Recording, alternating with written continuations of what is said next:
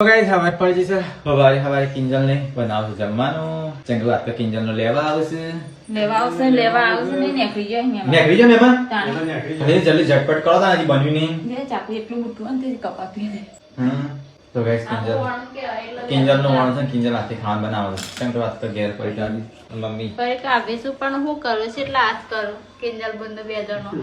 છોકરો રાખો ઘરનું કરે એમ પણ નહીં કિંજલ શાકભાજી હું લેતા આવ્યો કે શાકભાજી કરતો હતો તે શાકભાજી રાતે લાવો તો કપાઈ નાખ્યો હતો રાત્રે ના કપાય આ બટાકા નતો પણ આ તો મોડ મળ્યો છે બટાકો તો આપણો અડધો હતો હતો કારણ કે મને ના કે પણ ના લાવો લંબે લાયા હતા તો ગાઈસ મહેમાન આવશે તો શાક બનાવશે ફૂલાવા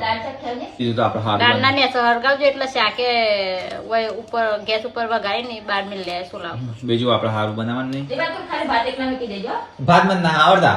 આવડતી. ખાલી પપ્પા ગયા પપ્પાને બીજું મને કે હું બીજું કોઈ બનાવું બીજું તો કશું નહીં બનાવે. ભાત એકલા તો ખાલી તો કુંડી પેલી ધોતાય ને ભરતાય પાણી. તો ગાઈસ મહેમાન આબા આવ્યા તૈયાર ચાલુ છે સાફ સફાઈ તાત્કાલિક કિંજલ તૈયાર કરો છે કિંજલ તાર નાવાનું તો પછું કા તો ગાઈસ ને કિંજલ